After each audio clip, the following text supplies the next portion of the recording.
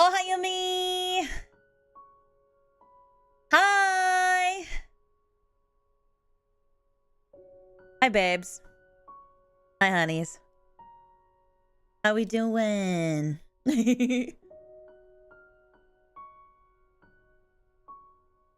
hi, Yumi. Hi, babes. Hello. Isn't it? This is so fun because I'm like, oh my God. Everything is so new. The music is new. I'm not used to it yet still. All of my official stuff. I feel so cool. Also, Heath, thank you for the gifted. Let me add it to the goal. Oh, oopsie. Didn't mean to do that. Okay. There we go. It's fixed. Hi. Yeah, new things. How are we doing today? Are we doing well? Are you guys doing okay? Have you missed me? I know I did a gorilla stream, a gorilla member stream on Sunday. So, so I decided, I was originally, like, some people, when they first debut, they, like, go all out and they stream, like, every day. And I was like, there's no way that I can keep up with that. Like, my body won't let me.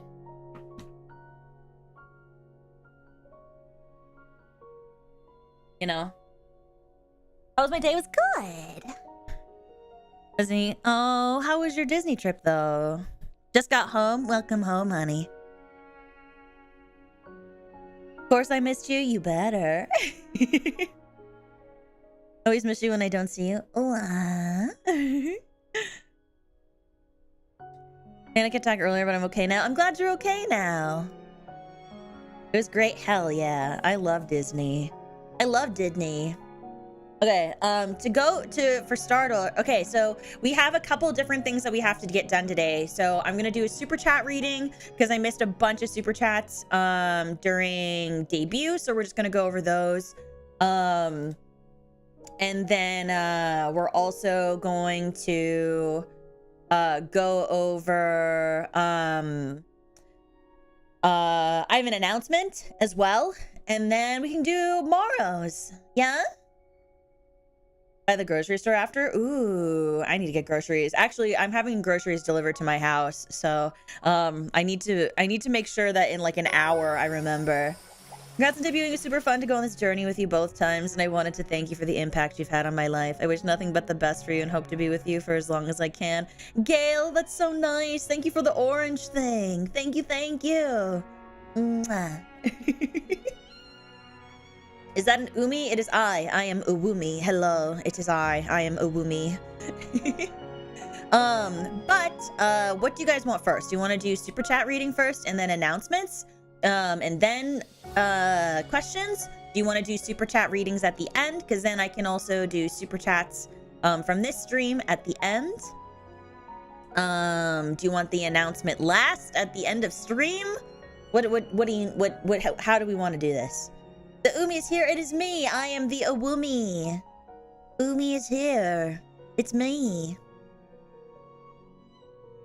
Thank you for all the questions, by the way. I haven't really looked at them, but I got a decent amount, so thank you. Announcement last. Okay. Essie's at the end with the announcement sounds good. Okay. So we'll do questions. We'll do Morrow's first, and then super chats, and then announcement. Okay. Let's see. Let me move this. So let's do questions. Yeah. Okay. You better spam. Then let me get rid of. So let's do answering Morrow's. There you go. Okay. Shibo senpai, hello. Okie dokie. Are we ready? Spam fire in chat if you're ready. And if you don't have the rise emote, spam fire. Alright, Teal. Hi, Reeb. I'm doing well. How are you doing? How's Oshi been doing? She's been good. I forced myself to not work for 2 days after debut. And so, it made from the, like, I was on like a massive high from debut. And then I crashed really hard, so I was anxious and depressed for 2 days. And that was how my 2 days have been. But I'm really excited. I'm happy to be streaming, so we're good. Okay, so here's the first Morrow. Oh no, I can't read it. That's so small. Oh no, yeah, that's why I was like if you follow me on Twitter, that's why I was like, please tell me you're proud of me. Okay. Let's see. Similar to the classic question about what your favorite smells might be, which I also asked previously. Oh, oop. Well, what are some of your personal favorite individual sounds? Sounds that for whatever reason you seem to find particularly calming, soothing, satisfying, cathartic, or just otherwise enjoyable? If you're drawing a blank, since it's kind of an unusual question, no, I'm not drawing a blank. So I guess it's not a shock that I really enjoy the sounds of water, like the shower running, water waiting, the rush of currents, waves crashing. I love all of those sounds. Rain, especially like thunderstorms and like lightning strikes. I also really enjoy, I don't know, it's like crisp sounds, but that are kind of muffled. Because if it's too crisp, my ears don't like it. But, oh, I love the sound of I love the sound of like a match or a lighter. Like, let me, like this sound. I don't know if you can hear it.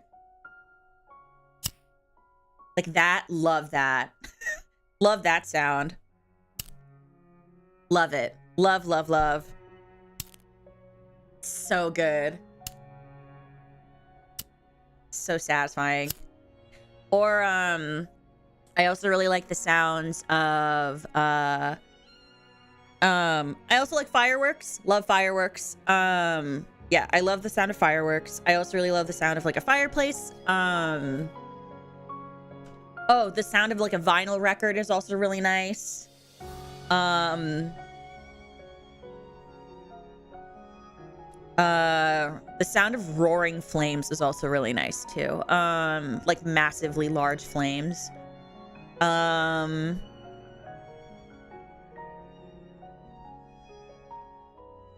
how are you, Rump?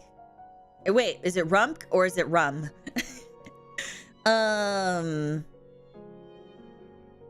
Yeah, I'd probably say those are the ones that immediately come to mind when I would say like what my favorite sounds would be.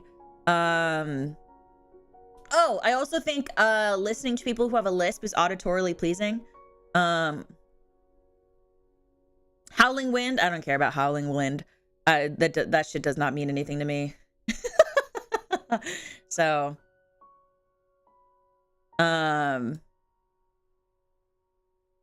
honestly, it goes either way. Okay, cool. I just wanted to ask first because I don't want to say your name wrong. As a lady who has had her name said wrong many a time, I understand when people get if people who don't like getting their name pronounced wrong, I get it. Hi, Ewing.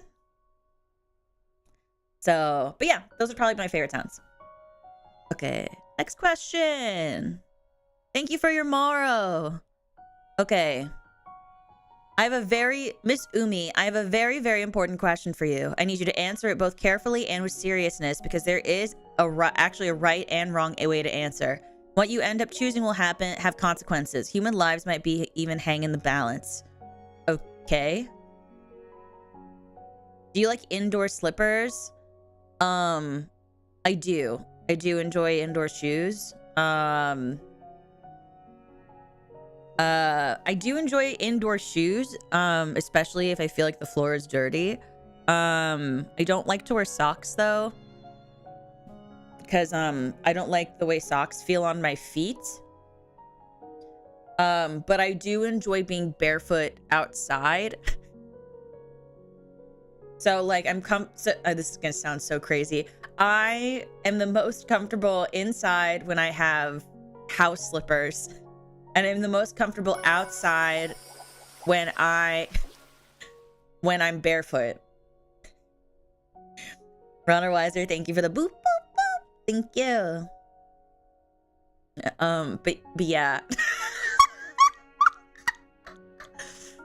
Do you appreciate the value and utility of a good, durable, yet comfy pair of slippers wearing around the house? Yes. Do you perhaps already own a pair, keeping your footsies warm and protected? I'm gonna say no because you said the word footsies. If so, what color are they? I have a couple different pairs. I have a blue one. I have blue ones. I have white ones. I have purple, and I have red. Do they have that cool memory foam stuff in the soles? No, but I do have them in my sneakers because my ankles are fucked up and I'm flat-footed, so I have to have custom soles. Are slippers your choice for what to wear after taking a bath? No, I prefer to be barefoot, and I like to step on the mat. First thing in the morning when making breakfast. Yeah, sure. Just whenever you're indoors and comfy. I don't know. Okay, I answered all the questions. Thank you for the morrow. What is this? I'm obsessed with how beautiful you are. Thank you. I'm obsessed with how cool you are. Oh my god, thank you. I'm obsessed with how cute you are. Thank you. I'm obsessed with how talented you are, as you should be. I'm obsessed with how excited you get when something gets your interest. Thank you. I'm obsessed with how much you care about us and your friends. I do, a lot. I'm obsessed with the stupid bits you come up with just because you thought it was funny. Thank you, I'm very funny. I'm obsessed with how much you laugh at those bits. Thank you, I'm very funny. I'm obsessed with how obsessed you get on your fixations. I'm autistic. I'm obsessed with whiplash from the gap between all of those traits. I don't know what my gap moe is. I just think that I'm a chaotic piece of shit. So I'm glad that you appreciate it. I'm obsessed with how you just never stop working. I don't know if that's a good thing, but I'm glad that you appreciate my my ability to persevere and stay determined and work hard. I'm obsessed with how much you care about everything. Thank you. It also is a detriment to my mental health and my physical health, but it also at the same time, it makes, when I do care, it makes things nice. I'm obsessed with how genuinely mean things. I've been told that I'm sincere to a fault, so I'm glad that you appreciate it. I'm obsessed with how, despite the struggles you share with us, it never stops you from going. Yeah, because I don't have anything else. And even though I struggle with things, I'm like, my attitude towards it is like, if you can't, like, things don't get better if you don't keep trying. So why would I stop trying? You know what I mean? I'm obsessed with how much you love how much love everyone gives you and how much love you give in return. I feel like I'm not a very affectionate person, so I'm glad that you think that you can see that. I'm obsessed with Kyoku. What about you? I'm not obsessed with myself, but I will say I do love myself. I'm just not obsessed with myself, and I think that's okay in a very genuine way. I think it's okay that I'm not obsessed with myself in any regard. So it seemed weird, but I feel like you have I've heard you from somewhere before. Am I going crazy? No, you're not going crazy. It's very likely, but I can't say what. Really, you're so loving? I think I'm one of the most least affectionate people ever. I think that the way that I express affection is not typical to what people equate to affection is. A lot of people, I don't think that I am, for example, I used to be very, like I was very like vocally affectionate, once upon a time. And that was mainly something that I had to teach myself to do. And I had to feel like I was putting myself in the shoes of somebody who was able to do that. And I had to, this is like probably gonna sound really wild, but it was like, I would go, okay, what would I want someone to say to me? And, cause I'm not a vocally affectionate person. The way that I express my love and care for those around me is usually through, action more than anything. I try to pay attention to little things that people do and try to take care of people when I feel like they need it, or try to encourage skills and capabilities, and recognize individuality. And I try to give it back in the work that I do. Hi Random, how are you, honey? But yeah, so, and I think that was like I do think that was like a massive struggle for people who were getting to know me, who knew me like, let's say like a year ago and met me that way. And that was like, I think hard for a lot of people to adjust to, because I'm not that way. I'm not that way at all. Yeah, so yeah, no, I like myself. I think I'm cool. The massive thing is I mainly just want other people to see that I'm cool. And I love me. I love me. I'm not obsessed with me. Like, I think I'm very talented. I think I work very hard. And I think I'm very ambitious and very tenacious. And so, I think that those are qualities in my line of work that can be very admirable, and it can also be a detriment to myself at the same time, but I think that they are good qualities to have. Mm-hmm. So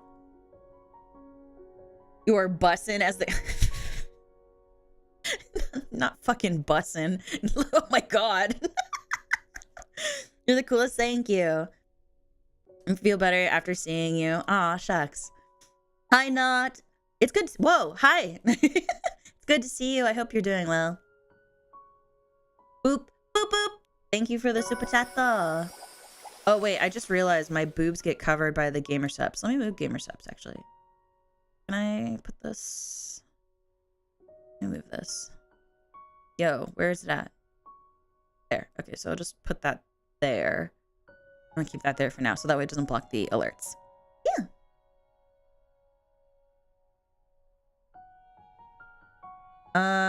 Okay, next one. Oh. Okay, there we go. Oh, okay. All right, Miss Umi, spooky season is almost upon us for the year, so I wanted to ask you, if you're comfortable with discussing it and offering your opinion on the matter, tell us. Have you ever had life experiences that you, at least personally, are convinced in some way genuinely paranormal or supernatural? Haha! Well, let me tell you, ghosts. Let me tell you about ghosts and phantom. No, I'm kidding. I genuinely,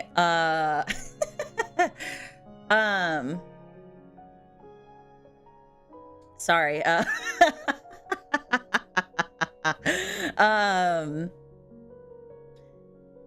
do genuinely believe in ghosts. Like very, very sincerely believe in ghosts. Because like, has she met a ghost shark? Actually, fun fact. Before I decided on a whale shark, I was going to be a ghost. I was going to be a ghost whale.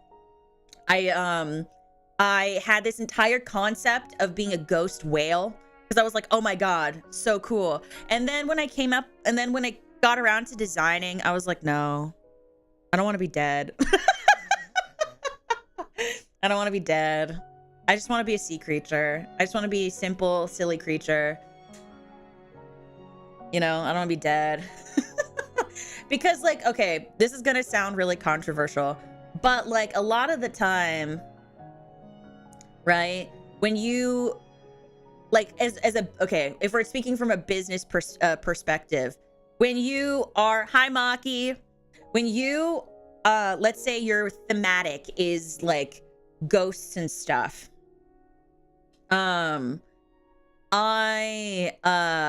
have to kind of be prepared to be invested in spooky and scary things and dead things. For Halloween, I'm gonna be a whale. Really? That's kind of cool. What kind of whale? But what's it called? So, I have talked, I think I've talked about this before, but I don't handle death very well, actually, almost at all. I think cemeteries are like super triggering. I don't do well with a lot of that stuff, which is very, very ironic. I don't like Halloween. It's not for me. I don't really care about dressing up every day. Like, I don't care about dressing up and getting candy. I never have since I was a kid. Are you not good with spooks? I don't like jump scares, but I enjoy like a good scary movie. I love horrific atmospheres. Horror aesthetic video games, awesome. But I do love like scary movies and things, and I love all that kind of stuff. So it's like, it's not a shocker that I enjoy like sadistic themes and like gore themes in media. I don't think that's shocking by any means. But like for me, when I enjoy those naturally, I don't really see the point in enjoying spooky season. But yeah, so if you go with like a ghost thematic, you have to be prepared for the amount of people that are like, yeah, but you're dead, like you're a ghost, so you should. And I'm like, no, I don't have to. And so you have to come up with really creative ways to skirt around that and be okay with it. And I just didn't want to deal with a lot of that anymore. I didn't want to have cemeteries in my thematics anymore either. You know, like I just wanted to be in the ocean. I just wanted to be me, and that's what mattered. But going back to the question, I do believe in ghosts and the paranormal. I believe in like like fate and stuff like that too. Like I have had a scenario where I recorded a video and like something that wasn't there was whispering in it, and it was very similar to the way ghosts would show up in videos and stuff like that. And like I very much like, and like it was fine. Yeah, it was in an apartment I was living in. I recorded a video, and I was like recording a video for a friend of mine, and we were like laughing at something, and then the ghost commented on the video in the video like the thing that I was recording in the video.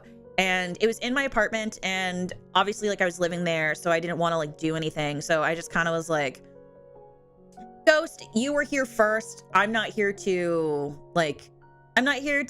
upset you. I'm here to I'm okay with it. Like, you're here to just exist. I'm here just to exist. I'm happy to coexist with you.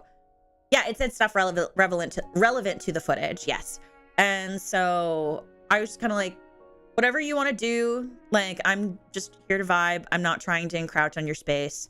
All that kind of stuff. And it's also the same with like Ouija boards and stuff. Like, if you participate in a Ouija board, never do it in your own home. Always say goodbye, like greet them properly. I mean, don't get me wrong. If you ever catch me playing Phasmo, like Phasmophobia or something like that, I will clown the shit out of ghosts and stuff. But in real life, like, I usually try to be very like respectful, just because I do think that like whether a spirit is real or not, like, I think that acknowledging that they were once people, or that they also have emotions, and because a lot of the time spirits are things that haven't passed on. They haven't found peace within themselves, and I think that being able to respect them and acknowledge their feelings allows you to coexist. So yeah. Hi, Ambrose. How are you, babe? How is the rest of your stream? Everybody congratulate Ambrose. Ambrose just got monetized today. Yeah. So, like, they can like spook you and they can like do funky things, but like I really only ever view them as trying to communicate with you. Like in movies, even if we're doing that, like what's it called? Like, if you're doing that, like, a lot of the time the spirits are angry that their space is being encroached upon, or like people are trying to fuck with them. And a lot of the time too is like when they fuck with things or like interact with people, it's because they're trying to communicate their own emotions back to you. And so I'm like, if you just respect them, I think if you just, like, for me, it's very like, just respect them, and, you know, don't try to aggravate it, because that's really mean. Like, I would get mad too if someone was aggravating to me, you know? So it's great. I'm worn out. That's super fair. Yeah, you had a lot going on. You were on that first slide for like an hour. So, but yeah, so that's how I feel about the paranormal, supernatural, that kind of stuff. I mean, there are things that I don't believe in. Like, I don't believe in like werewolves, and like vampires, but I do believe in ghosts, that kind of thing. I think it's mainly because like I have a harder time believing that werewolves could be a possibility, whereas like spirits and ghosts and stuff, I don't have a hard time with, because it would make sense to me that if you have a soul and you don't find peace within your lifetime, or like maybe you were murdered and you were killed unfairly, like that you would feel unsettled when you died. So that to me makes sense. Like, I don't know. Like, to me, werewolves, it's like, so like a human turned into a giant rabid puppy dog. Okay. Vampires are like the same, where I'm like, so what? My homie got bit by a bat and now he also suddenly wants to suck blood. Did you go to the doctor? Like, what is that? You know? So that's like where my brain sits. So, apologies to anybody who believes in werewolves and vampires and stuff, but I don't get it. I don't get it. Okay, but yeah, I hope that answers your question. I think this is the next one. Okay. Hey, Umi, this might sound like a weird question, but apparently you can know a lot about a person and their experiences by having them give a detailed answer to this one. What are some of your personal favorite smells? Oh. I love the smell of clean linens. That shit rocks. Dream about the likeliness of a monster / cryptid existing would go hard. That would be really fun. I really enjoy talking about mythology, but like I do think it's like a one-time stream type of thing. You know? I've had one time I was staying late in the office very late and one of the doors to an open room. Did you go say hi? Usually when that kind of stuff happens, I usually go, if you're there, I hope you're well. I hope you're having a good day. Please just let me finish my work and then I will be out of your way. Like I will always like acknowledge, because I always try to acknowledge them. I would also hate it if I was being purposefully ignored. You know what I mean? And then also going on to be like someone, one, you're being ignored and then people are afraid of you just because you're just existing. And like that would drive me insane. So like, and especially like automatically villainizing them, that would make me upset too. So when that kind of stuff happens, I'm always like, please just let me finish my thing and I will be out of your way.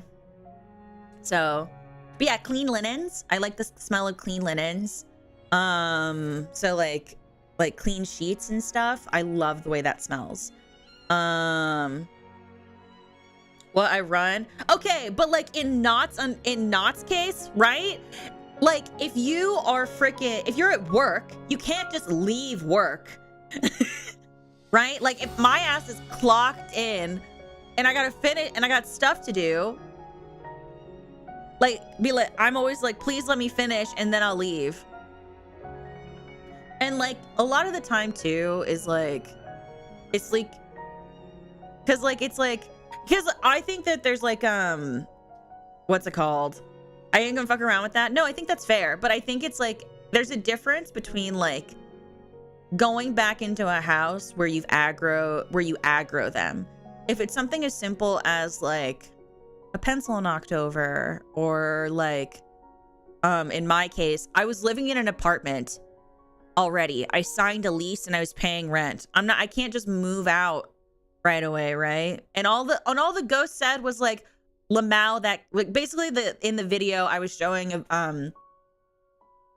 it was basically, I don't remember what it was, but I think we were talking shit. We were talking shit, me and my friend, and I said something really sassy, and then the ghost was in the video goes, "Oh, I agree." And I was like, "Oh my God, scary." But I was like, if they're just vibing, like what am I supposed to do? Because like it's not like it was mad at me. They agreed that like the person I was talking about was also being crazy. So it's like they were about tea time. If they were about gossiping, sure, you can gossip. Just don't kill me. Like, come on.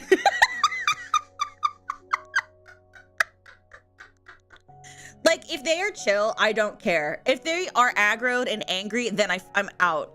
When I watch people in movies and they've killed somebody in the house, or they write things in the walls in blood, I'm like, what are you doing? Leave.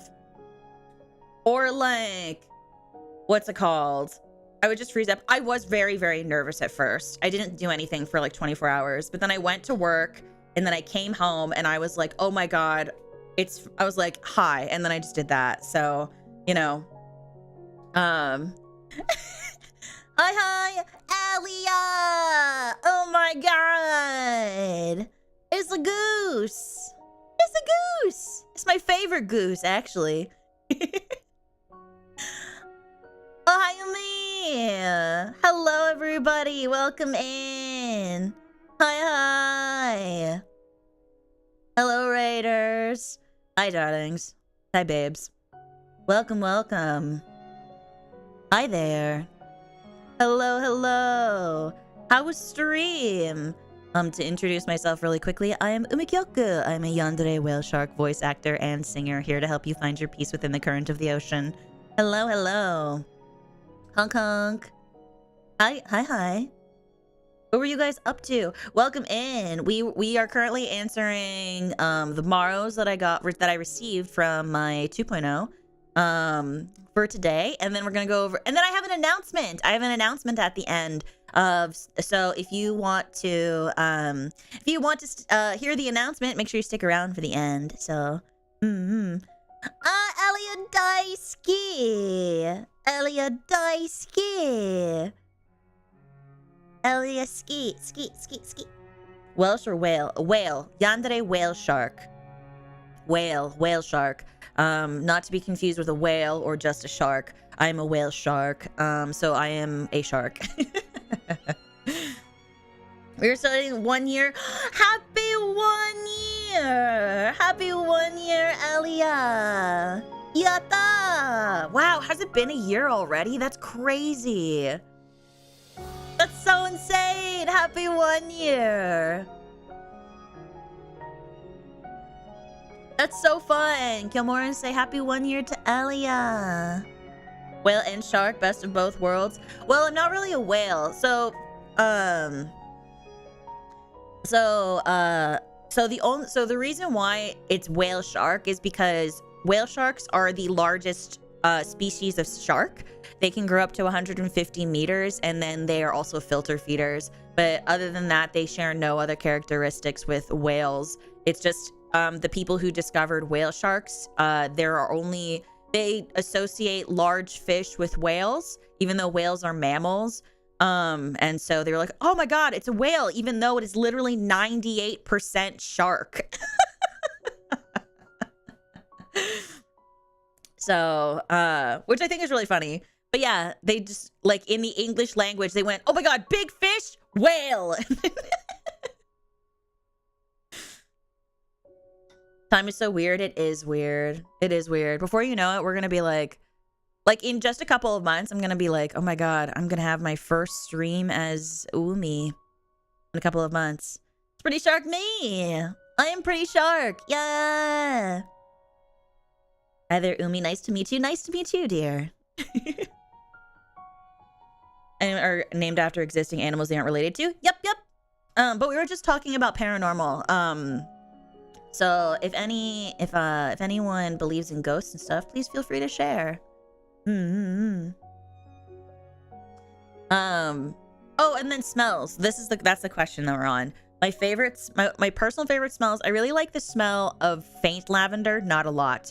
I also like the smell of tea tree oil. That smells really nice. Clean linens. I also enjoy the smell of apples and apple cinnamon specifically. I like the smell. Oh, I love the smell of grass. I really like the smell of like grass and forests and stuff. So like if I've been outside all day, I enjoy grass, the smell of grass. I also enjoy the smell of sun. I don't know how to describe the way that the smell of the sun tastes, but like it's yeah.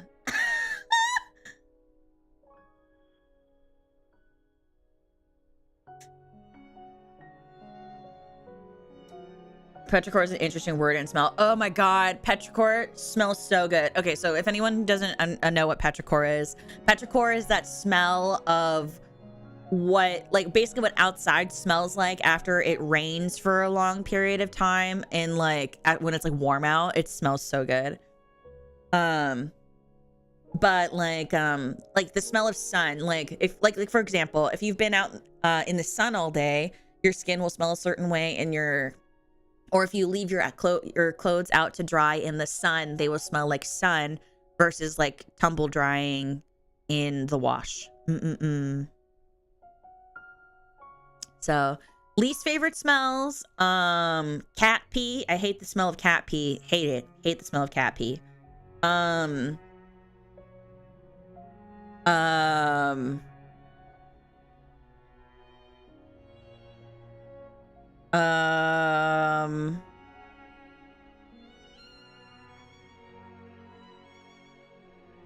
I don't like too overly sweet smells either. Like a lot of my candles, I have a lot of candles, and so I can't really do super duper sweet candles, like sweet smelling candles. A lot of the candles that I really enjoy have an earthier scent to them, which I much prefer. So like some flowers I can't get into, because as gorgeous as they are, that I can't do it. Or like even after a while, sometimes I have to switch candles if I've been letting one burn too long, because the smell is like it. Like I have a lavender candle, for example, and it smells nice, but if I let that go too long, I hate it. Oh yeah, books smell nice. A new textbook is really nice, and also the sound of like the crinkling of like untouched pages, that's really nice. That's a really good audibly pleasing sound. So Hi Dino, how are you, honey? The smell when someone puts, yeah, so like too much perfume, or if you go to a candle store and you're bombarded by the smell of the candles, or if you have like a Bath and Body Works or some kind of spa store, usually that kind of thing, that's very intensive. Yeah, exactly. Like literally, if a cat pees on something, it's gone, it's over. One of my cats peed on my rug, and I've done water and I will say water and vinegar does work really well, because vinegar takes in the smell, and then if you air it out after a while, the vinegar smell goes away. But that's like the one solution that I've found. Try your model, it's super cute. Thank you. You're more than welcome to if you'd like. But yeah, honestly, the first one that comes to mind really is just cat pee. I hate the smell of cat pee. I hate the smell of like the litter box. It makes me want to vomit, which is why I have the litter robot, because then I don't have to smell it as much as I possibly can. The more specific, niche, and unique, the better. I really don't know. I don't know about least favorite smells until I encounter them. Okay, next question. Oh geez, it's another one, long one. This is obviously assuming that you're comfortable talking about such relevant personal experiences. If not, then feel free to ignore this question. Can you please tell us, have you ever been so incredibly sad, disappointed, upset that it actually managed to make you feel nauseous? No, not that I can't say that I have. Smell of solar. Why'd you put it like that? Hi, Lazy. How are you, dear? I mean, like, I've had like panic attacks, but I don't really think that's like, and I've been like, yeah, like you, like when you're anxious, you get so anxious that you feel sick, but I don't know if that's really like the same, because I just have anxiety. So but no, I've never really been so sad that I want to throw up before.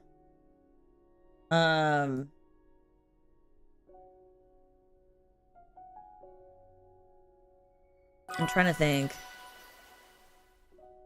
D, thank you for the contribution. Oh yeah, we hit the goal for the other, for one of the sound wall things. Thank you for that. Thank you. And then there's a second one on Throne. It's been there a while, but what's it called? Just in case anyone gets confused why there's, you can still, I like if I get donations for it still. But thank you, D. I breakdance when I'm sad. That's so real. I danced to High School Musical. Have you ever been so incredibly happy or had so much fun for an extended period of time that you later realized that the happiness was exhausting? When I laugh too much or too hard, I get headaches. I get headaches, and they get so bad that I want to vomit. I've never had that happen when I'm sad, but there have been times where I'm having too much fun and I'm laughing so hard that I vomit or want to vomit. So like if I start to like, if my head starts to hurt too badly, I have to like take meds, like especially during a collab. I love doing collabs, but if I start laughing too much, I take meds like midway through the collab so that way I don't vomit on stream. It's crazy. You're welcome with me. Thank you. But yeah, I hope that answers your question. We're gonna get to question 10 and then I'm gonna grab my groceries from outside. Okay. Hi there, Umi. This Maro doesn't actually have a question included in it for your Q&A session. Oh, okay. Instead, it's something I kind of snuck in with the other question Maros as a chance to remind you of a few important things, such as that you're incredibly talented and you've worked incredibly hard to achieve success that you have achieved so far. And people around you recognize that and appreciate that. I hope so. Yeah, I try really hard. Yeah. But even with how phenomenally successful you've already become, I wouldn't say phenomenally, but I am glad that you think so. The success you've experienced is still less than all of your talent and hard work so far is worth, but be patient, it will come to you. We'll see. That you're not perfect, and that's okay. Oh yeah, no, I don't need to be perfect. I got over that like years ago. Yeah, when people are like, you're like, when people, I hate that shit. I hate that when like, you know, there was a period of time in like the girls' bathroom where there'd be posters that were like, you're beautiful, you don't have to be perfect, and that's okay. And I'd be like, shut up, I don't know who the fuck you are. Like, I don't know you. And like and then you kind of eventually learn, right, over time that accepting who you are and liking who you are has to come from you and where you stand with yourself. Like people can remind you of these things, and this is I'm not like trying to like discredit you, Mario Anon, but like a lot of these things, like unless you feel them for yourself or acknowledge them for yourself, you will not ever be able to acknowledge it when other people say them to you. So, getting an apology from an automated system when a train is late, it's hollow. Yeah, kind of similar to that. That's a really good comparison. Yeah. You have strengths and flaws, and both are equally beautiful and equally important to who you are. Thank you, I know. Thank you, I know. That you're incredibly loved and appreciated and even admired and respected by the people around you. And you always will be. Do your best to keep those in mind going forward, okay? Okay! Thank you! All the humor is like writing long messages. Yeah, a lot of these were really, really long. I couldn't be bothered to read. Like, I couldn't even be bothered. I just like checked if anyone was being weird and then like, or saying like anything gross or mean, and then I just like put them in.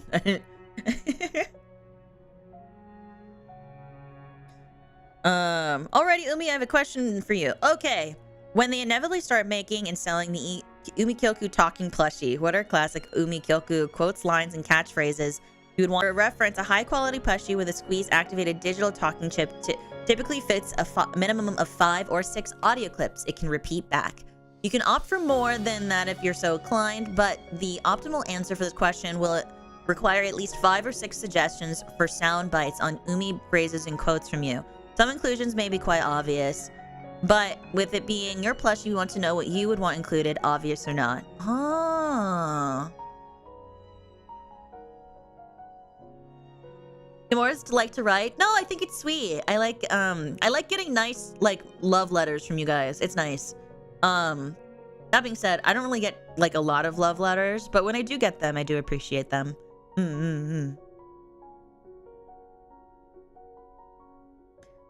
me think. Daki? Yeah! I mean, we had Umi Daki on the Donathon goals, but I don't think we hit it. But Umi Kyoku talking plushie, probably, I guess one would be...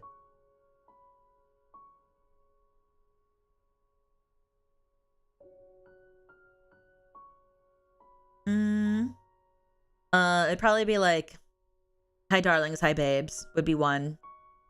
Hi darlings, hi babes.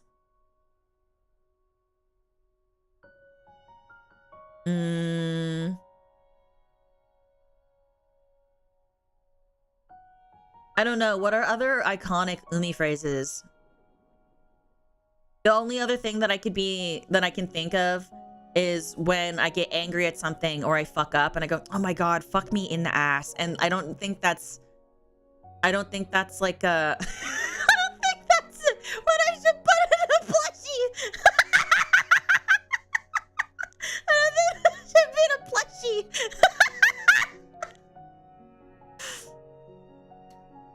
Oh yeah, hold your breath, bitch. Hold your breath, bitch. There you go. That's the way I say it. Hold your breath, bitch. Always and forever means exactly what it means. Always and forever. What? Yeah, it's very unfortunate. I say it a lot when I play video games. Like if I forget a task or if I make a mistake, I'll be like, oh my God, fuck me in the ass. Jesus. Like something like that. Fuck me in the ass. Stop. Hi, Umi. Hi, baby. How are you? I miss you. I hope you're doing okay. No, I'm not. I'm not gonna put the bathroom floor is all wet. Don't ask me how it got like that. Plus, she's saying fuck me in the ass would be iconic. What do you mean? I mean exactly that. Who's gonna buy a plushie of me saying that? Like angrily. There's two Umis? Yeah, Umiko is in the chat. I met Umiko at Anime NYC. Yes. We would. I mean, it. Yeah, but okay. The thing is, if I say that, okay, you have to promise not to fuck the plushie. Like, you know what I mean? You know what I mean? I would. You would what? It's a very serious thing. Wait, Denny, hold up. I was thinking that. Yeah, see, Ermon gets it. You see, it's just a figure of speech. That what? You would do that?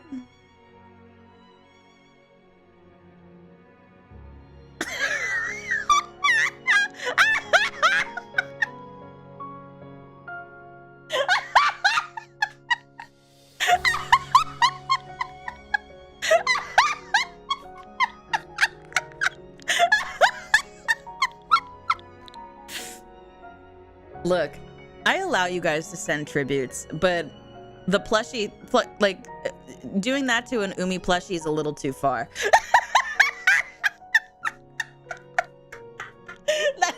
That's a little too much. That's a little too much. That's like, you know, that's a little out of my, you know, that's out of my comfort zone. Please don't do that. Thank you.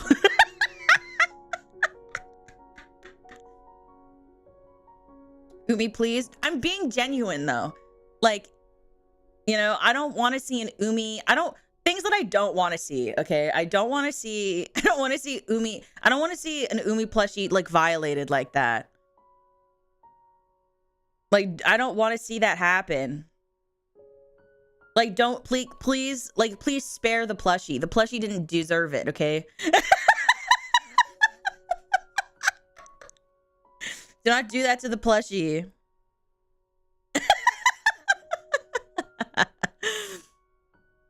You know? Okay. But anyway, so.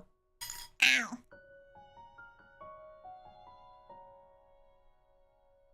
Like, I love you guys, but there has to be a line. There has to be a line somewhere. And I'm drawing it.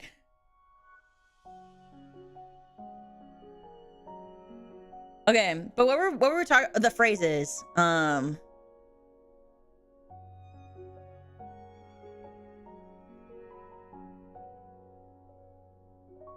Other kinds of shoes will also be over the line.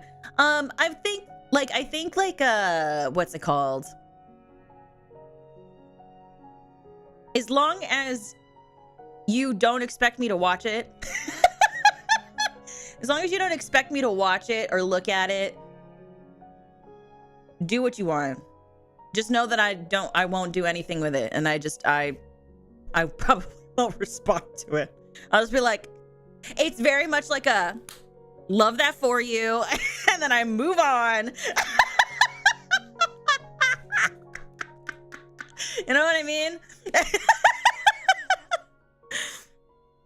It's very that.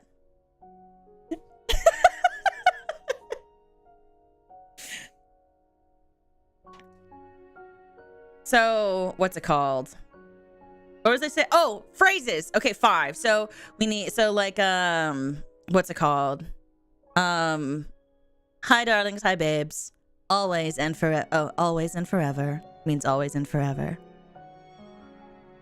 Hi darlings, hi babes. I love that for you.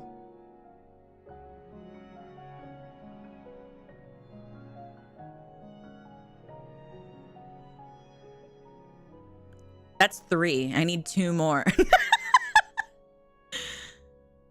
you want to have the plushie call me a bitch or stupid? Oh, so like me being like, you're so fucking stupid. Like that. And then hold your breath, bitch. There you go. So those 5. That would be really good. That's like really, those are really good ones. Yeah. Always and forever means always and forever. Hi darlings, hi babes.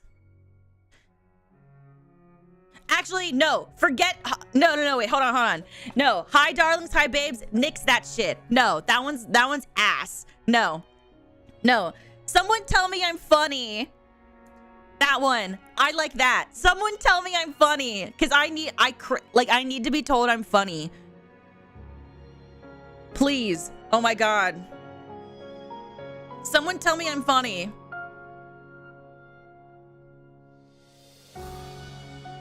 So someone tell me I'm funny. Hold on, let me do this.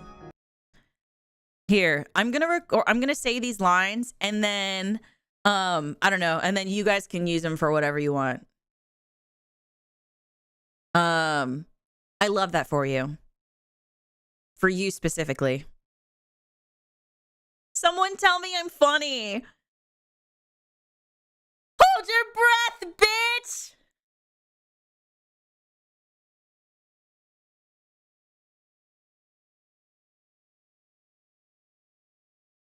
Always and forever means exactly what it means. Always and forever. You're so fucking stupid.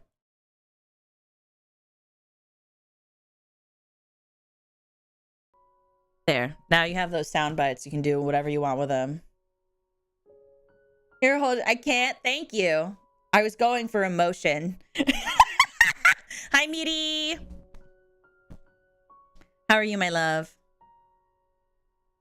Guys, it's my wife. My fox wife. Hello. How you doing today? You shrimping?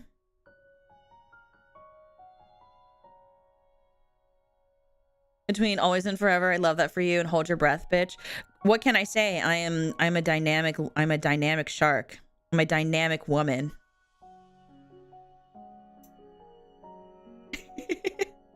Shrimping and shromping, you know it. Hell yeah. I'm glad you're shrimping. Okay. What was it doing? Okay, next question. So let's see. What do you think is a word that sounds particularly orally pleasing?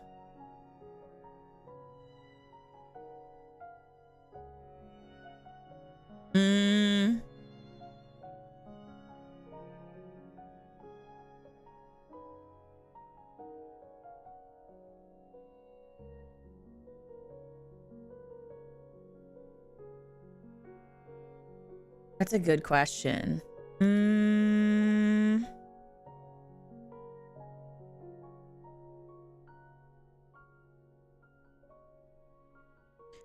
Yeah, so like orally pleasing. So like orally, the meaning of orally is like it's basically like in regards to sound. So like So when you say something is orally pleasing, it means like that, like I guess if I use it in a sentence, you'd say like, oh, Sabrina Carpenter's album is very orally pleasing to my ears.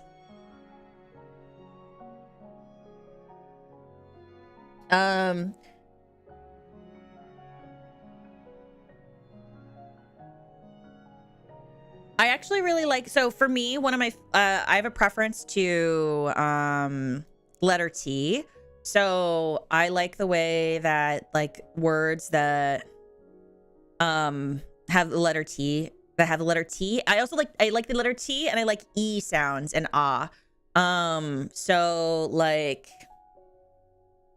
scuttlebutt is really fun. Auditorially, well, orally.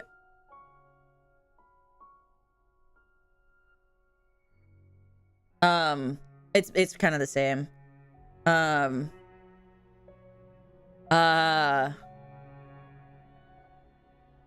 Antihistamine, antibiotics, authenticator,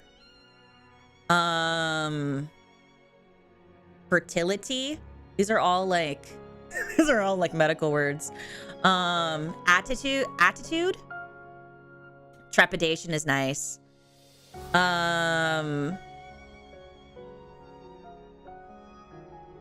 Fertility, yeah, that sounds nice, no? Like the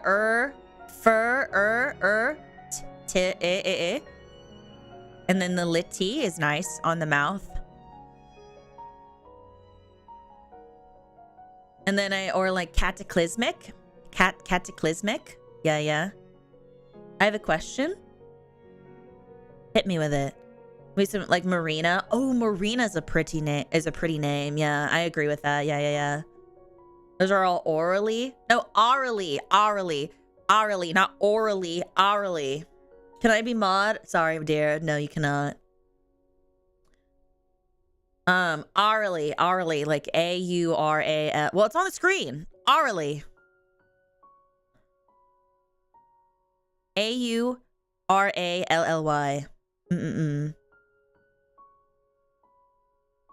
Orally. Hi, Neffy. Welcome in. Fertility, huh? Look, don't get me started. I started my cycle. Hi, Mel. Jake's hand. Wait, are we synced? No shot. Are we really? I don't normally try to talk about it too much, but yeah. Hey, yo.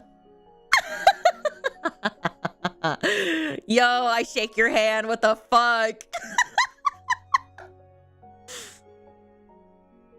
Maybe it's British English, but we do say it more like orally.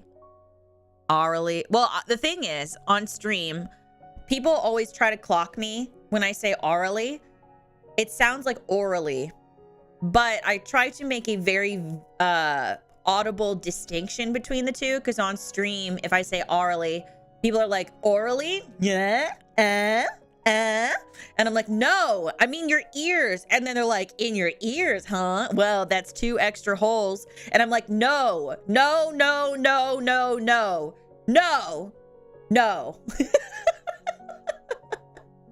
So that's why I say it the way that I do. Because I try to make a very audible distinction between the two of them. Do I draw dragons? I do not. Did I say attentive? Attentive is also a nice word. Oh, snickerdoodle. I like snickerdoodle. That one's also nice. Nice. I'm too sleepy for this convo. No, we're talking about words. I honestly thought you were saying orally and using one voice. No, it's okay. Orally. If I say orally, orally I say with a more open mouth, and more of the sound is in the back. If I say oral, there's more of the sound is forward. I guess like that's only things that I catch, but you know. The voice is cool. I like voices. But yeah, there's a lot of really cool words. I like palindromes. Palindromes are nice. I do agree with that. Palindromes are very, like, anything with like some kind of, what's the word? Anything that has like some kind of syncopation to it, I really enjoy also. This is a great question. Whoever asked this question, I'm gonna give you a kiss. This is a great question.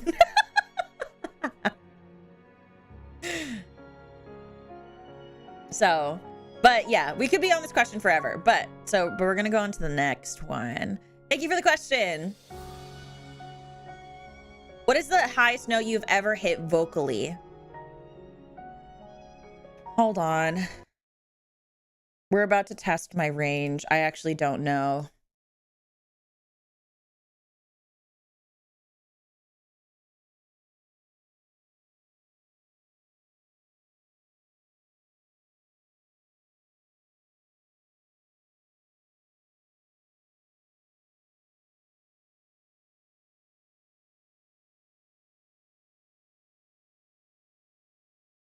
I'm not warmed up, so please excuse me if it sounds bad.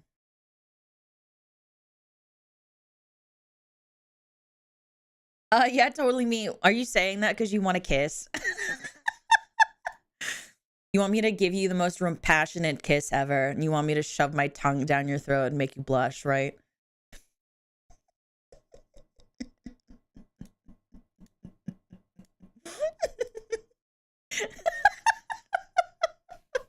Hi, Tommy.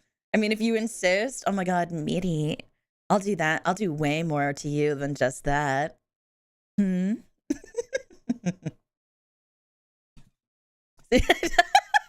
Stop. Hold on. I have to use my tongue for different things right now. I need to figure out what the highest note I've ever been able to vocally hit is.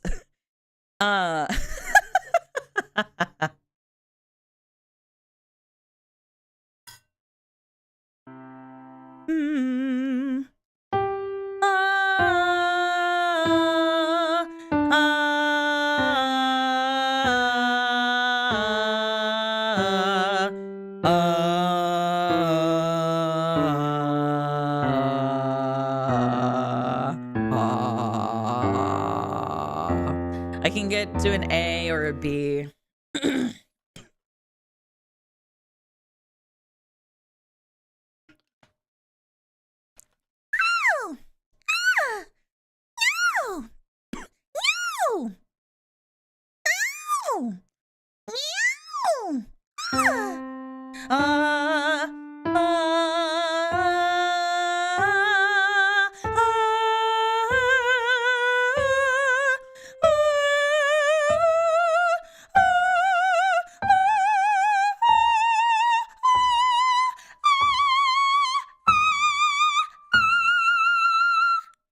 Oh, that's where we're stopping?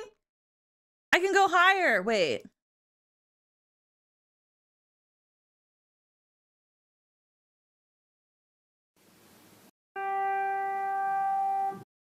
No.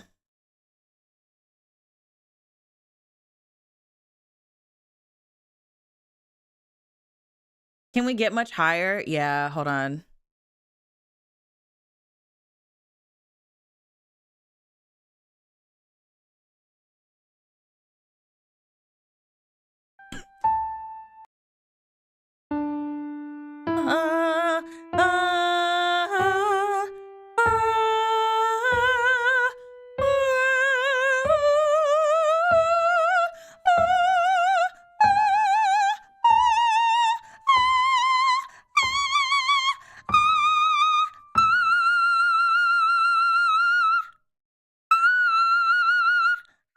Yeah. E6. Hold on, let me just make sure. Hold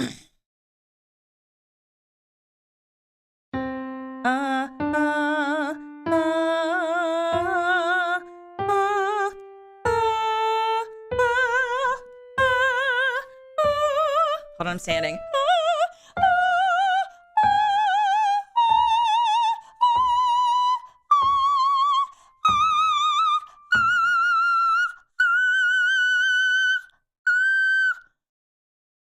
like an F5. Or wait, what was that? F5? No. Oh, no, it's a 6. F6. I had to stand up. F6.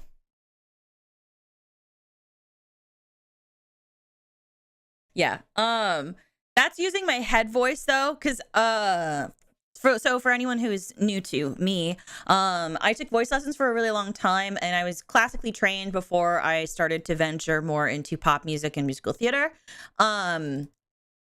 So I have a lot of classical training, which has taught me to sing that high. As far as belting goes, that is something that's newer. You hear it in my new song, Night of Fallen Stars, where I'm belting my ass off.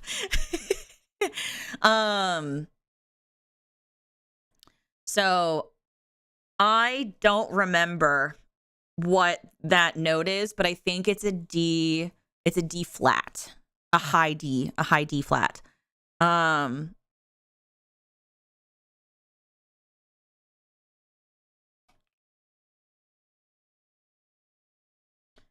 Which is, I guess, repeat. Hold on. I don't know them by numbers. I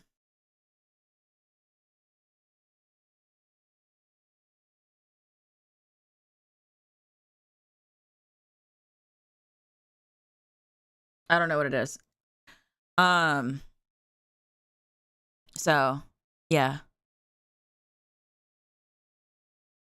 And I need to get you something, an Air Nightwish song. Sure, if you want me to learn it. Not the best thing for my head. I can impress me. You can get that high. Thank you, APK.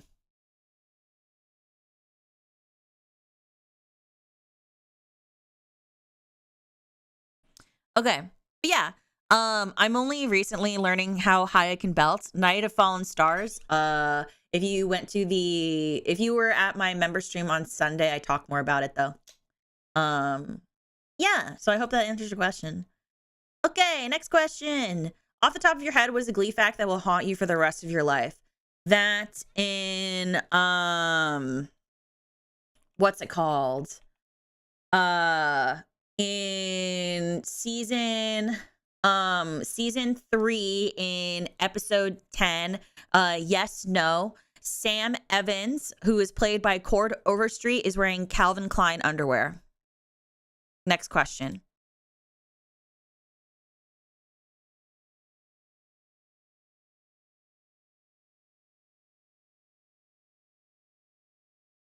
Like, there's other things that are probably way more cringe, like about the actors and stuff, but like it's not like a end all be all thing. Okay. How did it finally get to feel how did it feel to finally get to tell the story of your journey as a musical? Was it cathartic, joyful, or contemplative?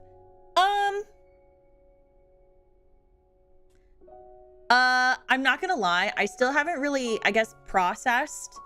I haven't really processed my debut happening. Like very, very genuinely, I don't think that I've processed it almost at all. Like, it's hard for, like, I was talking about this the other day with, I was talking to Brie about it actually. And,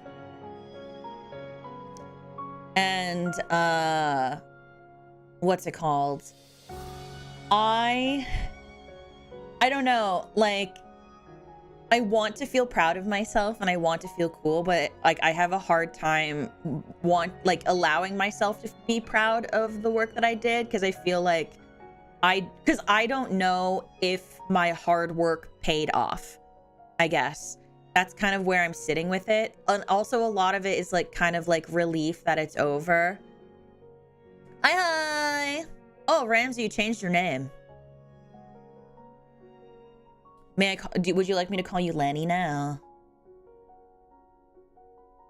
But yeah, like I don't know if my hard work paid off. I don't know if it was a good thing to do something different for a debut. Yes, please. Can do. Yeah, I don't know if it was a good thing. And You can see when people change name. No, I recognize the profile picture, and I usually, so like I usually try to pay, I don't know, I try to pay attention. Like when you guys change like your titles, or if you guys add your Oshi marks to your name, like add like my Oshi marks to your names, or like if you used to have my Oshi mark and you don't anymore, or like if you used to only have one Oshi mark and then you suddenly have two, like I notice those things. It's unfortunate, I guess, but yeah. But yeah, no, what's it called? I'm sitting at a weird place with it right now. Yeah. Like I'm glad that I was able to do something like that, but ask me in like a month from now. Yeah, because right now I just kind of feel like relieved that it's over. Like I feel more relief that I finished it. Because I literally asked people to sing with me, I think back in April, and I started working on the group numbers and the duets and the covers at the end of June. So actually, fun little fact, also, hi Coyote, how are you, honey? Happy 2 months, my dear. And what's it called? What's the word? Like, oh, what was it? So like while I was working on Offkai and Dokumi and planning my trip to Disney and Otakon and Animangaki all at the same time, I was also working on all of this all at the same time. On top of, oh my god, and the thing is too, I actually almost, for a little bit, and I never talked about it, but I actually kind of regretted doing a donathon for my birthday because I felt like I was wasting time on stream not being able to work on debut. And I was like, oh my god, I'm gonna be so behind. And I eventually caught up. Like I caught up. Obviously, like everything was fine at debut, but like while I was working on a bunch of like massively like major events and conventions, and while also trying to get merch out and deal with some other things in the back end, I was also planning this. And so like I don't think that there was a day from April to debut where I didn't work on it. I think I literally was working on it every single day. I would be playing video games with people, or like I'd hang out with like some of my friends, you know, or I'd go out to and like I'd work on it while playing games, or like I would go out to dinner and they'd be like, you want to go get drinks later? And I'd be like, I can't, I have to go work. And like it was very constant. So right now I just feel very happy that it ended up kind of okay. But at the same time, yeah, like I don't really know. It's not really like the reality of it happening hasn't set in. It's just more so like I don't know if that hard work was like paid off or not. I don't know. I just like I feel like when you a lot of the time when you debut, it's an opportunity for people to see who you are and see what they can share with you, like what you will share with them. And I guess more so than anything, I can't tell if it paid off. So like that's where I'm sitting with it. It's like I did this big project, but was it worth it? Kind of thing. So like yeah, so ask me in a month. Yeah. I'm sorry if that's not the answer you wanted to hear. But I'm just telling you where I'm at. Hi Jordan, welcome in. Okay. Next question. How many plushies do you own? Is there one besides the Kyomora one that you particularly fancy? Oh no. Mighty Borg, thank you for becoming a member. Thank you. You're at 110. The journey to end forever fiancés is still still going.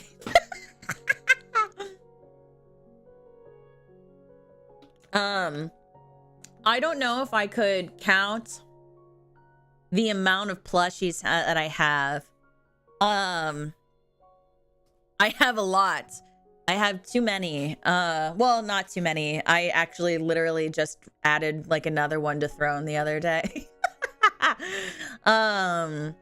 But I do have one plushie that I carry with me everywhere, even when I travel. Her name is Snuffles, and she's a Gund bear. G-U-N-D, Gund. She's a Gund bear.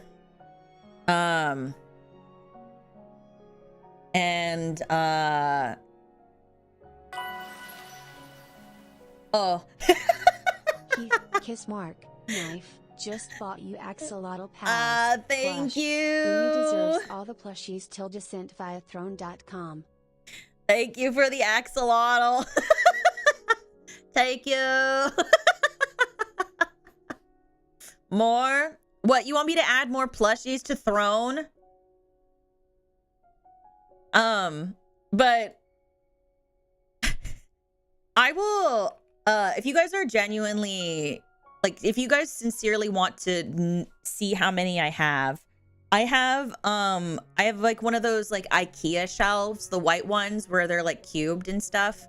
I have a bunch of plushies sitting on top of that. I have plushies that sit on top of on one of my glass shelves. I have more plushies that sit on my other shelf. I have a bunch of plushies that sit on my floor, especially the really large ones that you guys got me a while back. I have a bunch on there. Like my Kuromi, the giant whales. I have like squishmallows. I have like a to size, and you know, I have a bunch. But the one that is the most special to me is, her name is Snuffles. It is literally named, like, if you Google it, it is called a Snuffles Gund bear. And it's a pink bear. I've had it since I was a baby. And what's it called? If I recall correctly, the bear started being produced in the 1980s. So I ended up with it because it was a gift that my dad gave my mom when they were dating. And then I ended up with it, and now it's mine. It's mine forever. I refuse. Lightyborg, thank you for the contribution. Thank you. Contributed $5 towards Mitsun Frame WCSTR. Till descent via throne.com. Thank you. Ooh, I have like a really embarrassing story with the Gund bear, but it's embarrassing enough that I will only tell it to you guys if we hit like 500, and if we hit like 550 members. Like, it is that embarrassing. Like, it's pretty embarrassing, actually. And then you guys are gonna have a very particular reaction, and I know you're gonna be obsessed with it. But it's so embarrassing. I get why I was like that, because I like, yeah, I just get it. But like,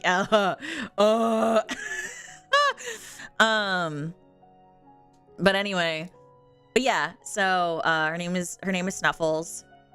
We don't say like your stuffed animal, you don't say your bear. We will not be saying it or anything. You say she and her and Snuffles. If I lose her, I'm like, where's Snuffles? I think I even did that when anytime I go visit Bree and I can't find her, I'll be like, do you know where Snuffles is? I think Bree is probably gonna just like accepted it, you know. I have a question. What is the question?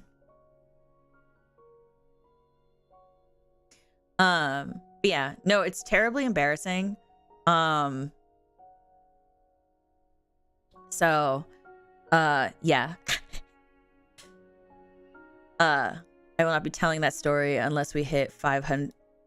If we not unless we hit like 550 members or something, or like in Akasupa or something. Like, there's no, like, it's that embarrassing. It's like crazy.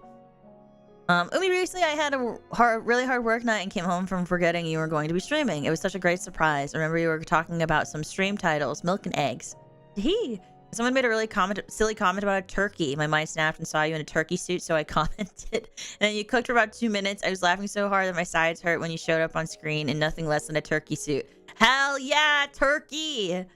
Your stream make me happy or laugh. Thank you, Umi. Oh, Whitey Borg, this was really sweet. Thank you for your message. I'm glad that I was able to make you laugh.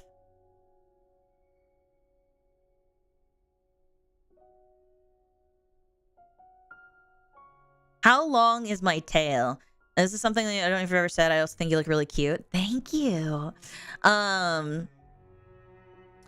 So like I would probably say, so oh shoot, I knew the answer for this. Hold on. I have to do conversions.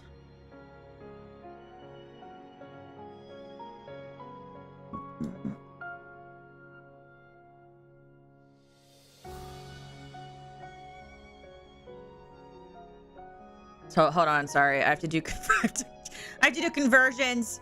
Okay, so okay, so my body itself is about just bought you cute kawaii art Drin. Oh my god. Thank you for the coasters. You guys don't understand how excited I am for these coasters. I've been using a cat water bowl as my coaster on my desk.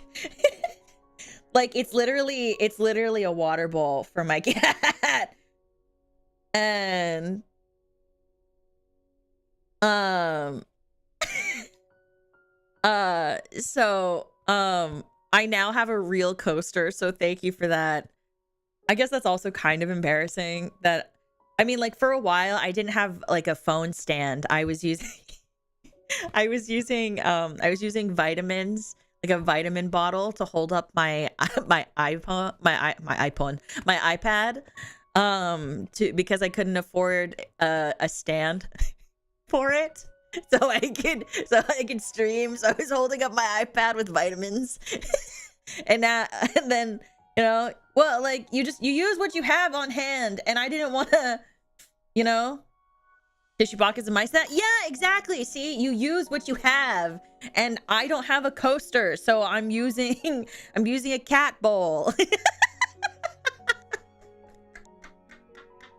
Thank you. I just thought they looked cute. They do. They are super cute. I'm very excited. Anyway, what was I saying? Oh, so my what's it called? I'm trying to put it into centimeters. Okay.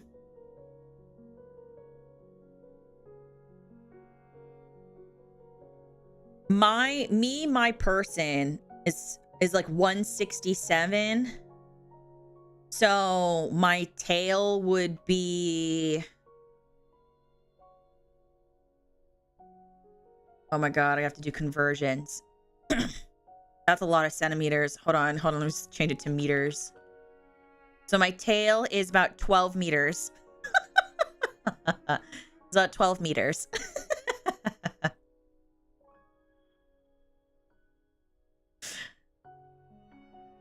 Yeah. So, yeah, there you go. Big tail. Big. Hello, new here. I like your model. It's so good. Thank you. Thank you, Sin. It's nice to meet you. I hope you have a fun time hanging out with us. That's big. Yeah, because the average length for whale sharks, the average length for a female whale shark is 14 meters. And so what's it called? I mean, like, yeah, roughly 12 meters. So like,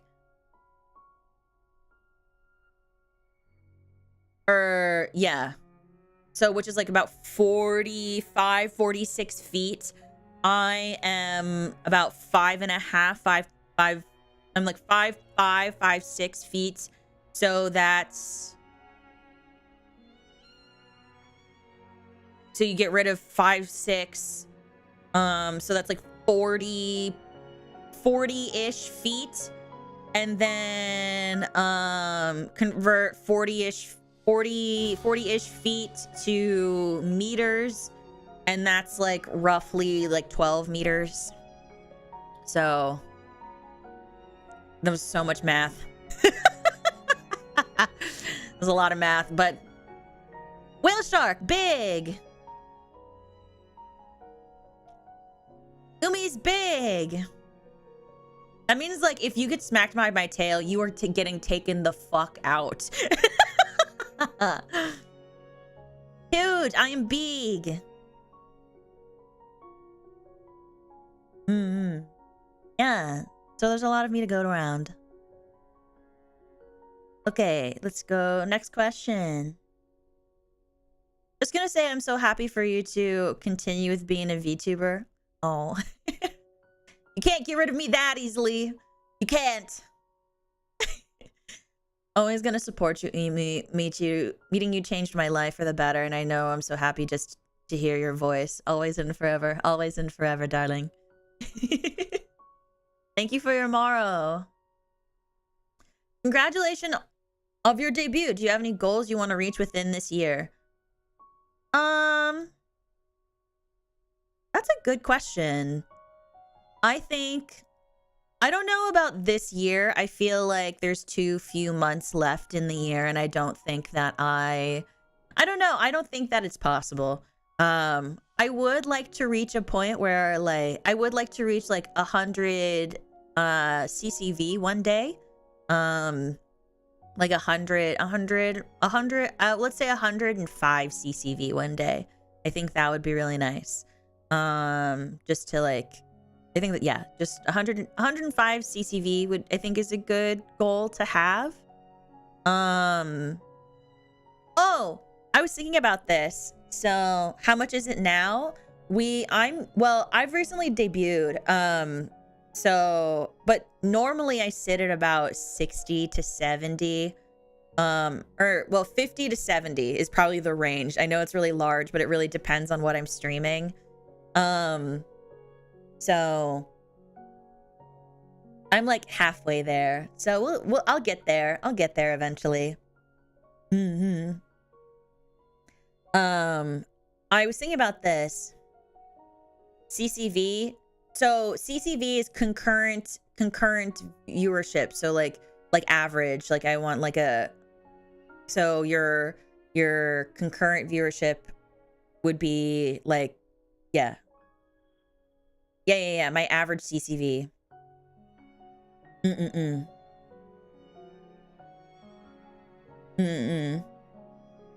So like, and the thing is like consistent average. Because like you can get a lot of help through like raids and stuff like that. But let's say I don't get raided a stream, right?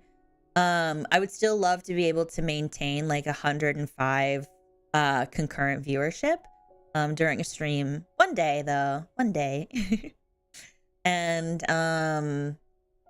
but I was thinking about this. I've never hit 10K on Twitter before. I know that Twitter is like not really, I don't know, it's just like another media platform. That's not like my main place of being. Oh, good night, Neffy. Have a good one, dear.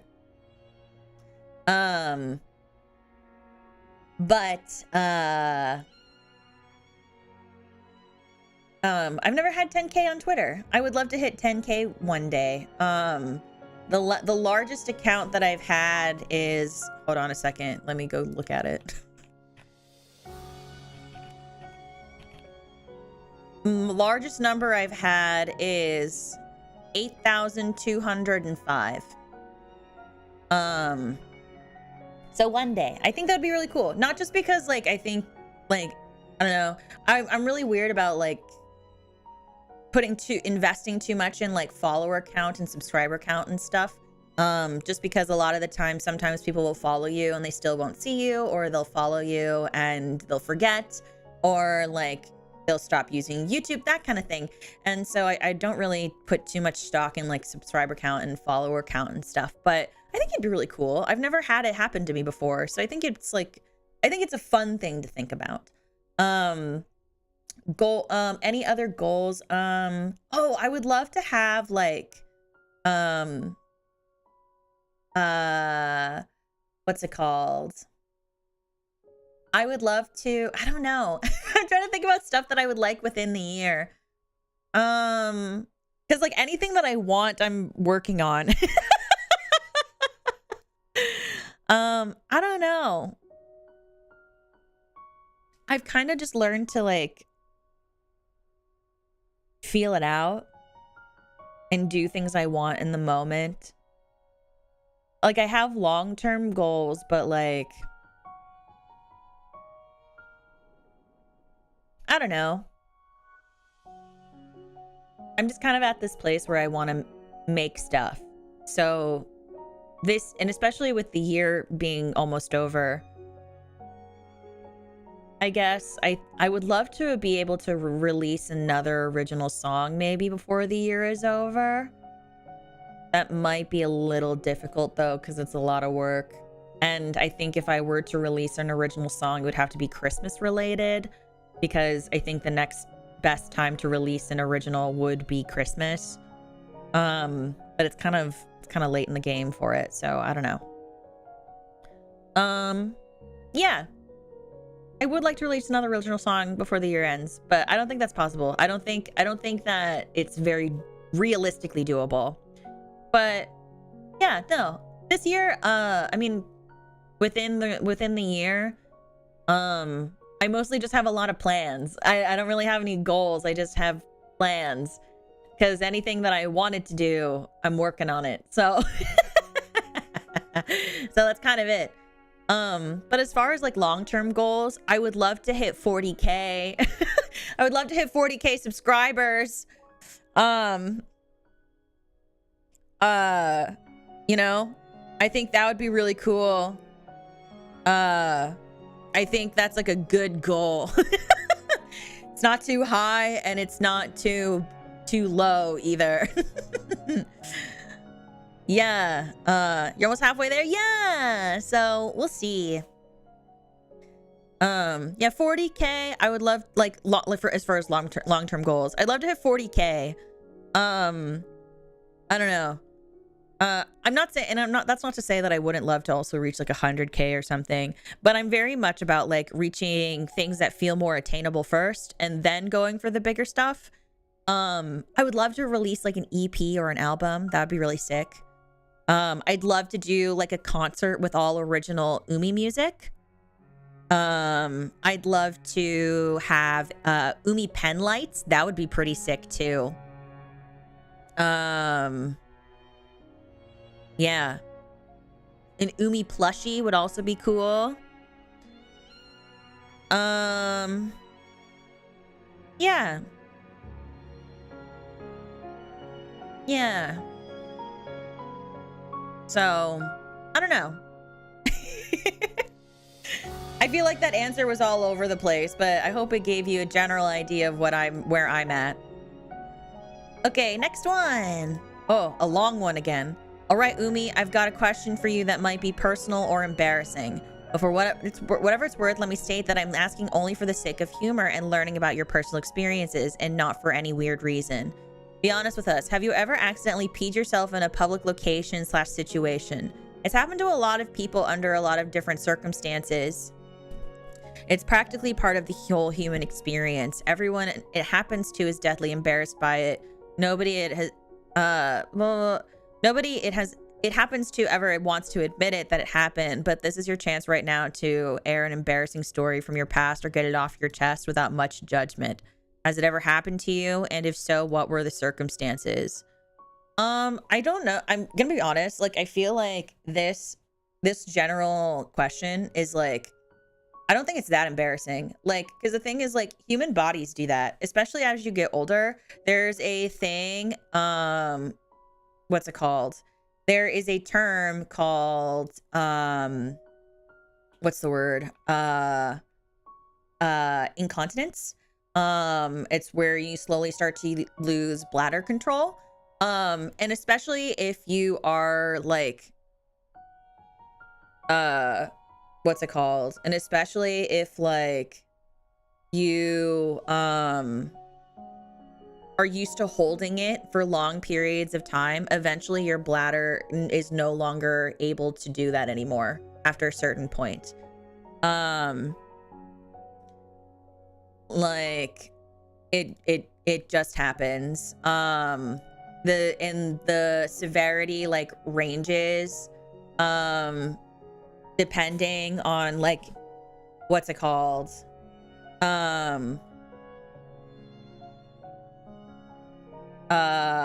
It's like really common for like, I don't know, because like, so, and it's more common in women than it is in men, because of the way a female reproductive system is, like pregnancy, childbirth, going through menopause. All of these have effects on like the bladder and the muscles that have those organs. That's why a lot of the time, like if a woman is experiencing her period, if she sneezes, that just happens. Or bad one knowing, yeah. So like I don't really think it's a big deal. I will say that I find it kind of funny that you feel like it's kind of, not you feel like, but like you're wording it in a way that's giving me permission when you could have just asked the question and I would have answered it. Because I don't care. Because like it's part of, because also another thing too, if you hold it as well, you are likely to get kidney infections, bladder infections. You can also cause urinary tract infections. It's like very common and it happens to genuinely everybody. And even if your body doesn't do it now, because you're used to holding it or whatever, it also just happens with age. It's nothing that really crazy. Like I coughed and pissed myself the other day. Yeah. Like there was when I had my really bad cough, like it was happening to me all the time. It's really not a big deal. So, yeah. Can happen if you're laughing too hard too. Yeah, exactly. So like, I don't know. I would answer the question. I don't have like a story to tell you. I don't. Even if I did, I do feel really weird that you're giving, like, it feels like you're giving me permission to to share a story. Well, you could have just asked. I'm very candid, and I think I'm a fairly open person, so like you don't have to like try to ease me into it or anything. So but thank you for your Morrow. I hope that you guys found that educational though. If you guys ever have like oh yeah, also what is it called? Also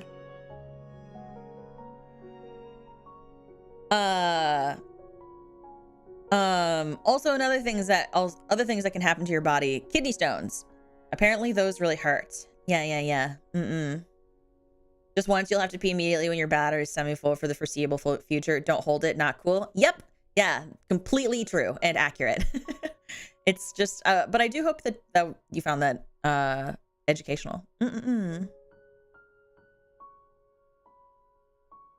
yeah, sorry, Maro and On. I don't have any stories for you. I'm sorry.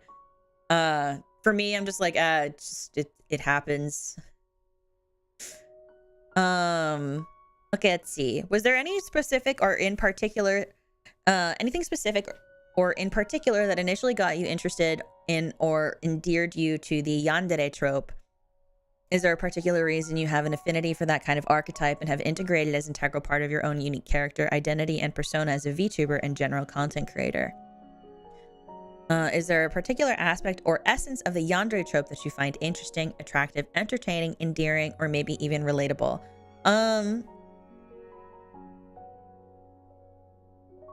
To be honest, okay, so a long time ago, I used to go by that tsundere trope. But like, but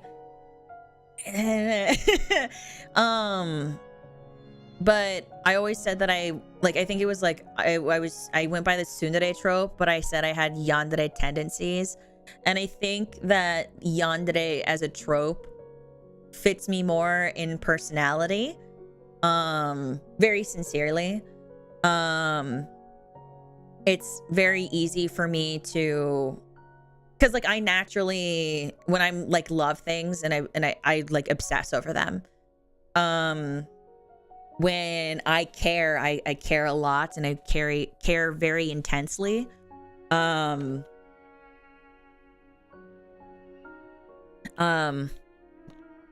So like,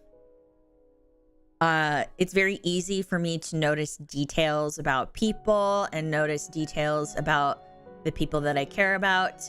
It is not uncommon for me to, I guess, like, quote unquote, social media stalk people. And I've always had a massive draw to, like, bloody aesthetics, gore aesthetics, kind of the quote unquote like crazed aesthetic, and so like, and in general, I have natural possessiveness and jealousy traits that are very intense, and so so it's very easy for me to act like that, especially, I guess, like, not act, but like, I guess, like, incorporate that into those things, into things in general. And like, I mean, like, even just me in general in video games, I'm super like a really good example is like, if I play Stardew Valley and I go see Shane and I go, I know everything about you. I know everything that you need to, there is to know about you. I know what your birthday is. I know what your schedule is. I know that at exactly at this time, this second, you're going to step on this tile, and I know that I have to go here. Like, I do that in my off time. So picking, I guess, like, picking that trope felt very natural. And it felt more like me. And I've expressed this before as well when I talk about what it means to be a yandere. And I think that I think like the fact that I'm able to be like, this is what it really means to be a yandere, and it's not as scary as you think. It kind of gives way to how natural it comes to me. Yeah, and just like any yandere, I'm incredibly sensitive. I have, unfortunately, emotional spirals and outbursts. One day you don't know if I'm going to be sensitive to one thing, and the next day you don't know if I'm going to be you don't know if I'm going to be sensitive to this other thing. You know, like, it's unfortunate things that I have to navigate as a person, but it works well for the yandere trope. And it's also fun, I think, too, because it allows me to explore another kind of level of creativity. I think that I've like a couple of years ago, I thought that a lot of quote unquote yanderes were not yandere enough. I think that like when you're really yandere, like you really have to go like balls to the wall. And I wanted to introduce more of that wildness and unhinged energy that a yandere carries into media, and that was also a huge reason why I wanted to participate in it. So like for me, like there's something incredibly endearing about being like holding this in my hand and like look at that. Isn't that great? Like, I think that looks so good. Wait a second. Like there's something super appealing about this to me. You know? So... And so, because I'm me, I tend to... Oopsie, not that one. I tend to care quite a bit about portraying myself sincerely. It just worked out. Your yandere ASMRs are always amazing. Thank you. I tried my best. One day I'll get back to it, but right now I'm like super burned out on ASMR.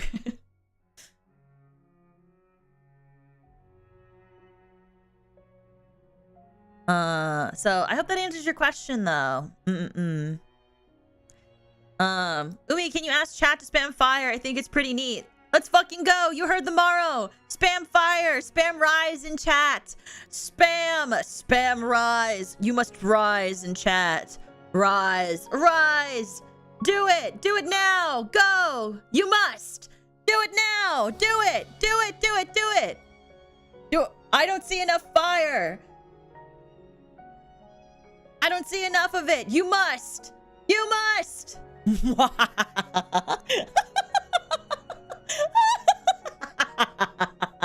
Yes. Yes.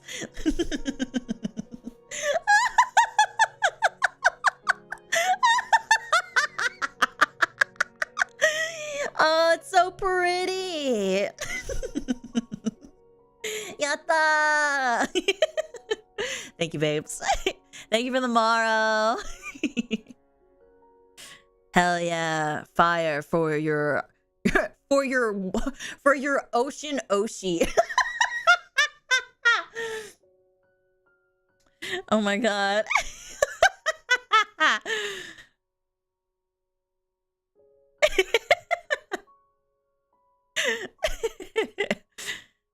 If a Kilmora was to make merch, would you like it to be a view or a Kilmora? Oh. I think me. I would love... Oh my god, I've never had fan merch before, so I never really thought about it. But I would love to see me. It's never happened before. I don't think I'm cool enough. But it's always been my dream for it to be of me. Like, I would love to, like, see it at a convention. Or, like, go to a convention and, like, see, like, a keychain or, like, a sticker of me. At somebody's booth. That would be really cool. Mm-hmm. So, yeah. So, me.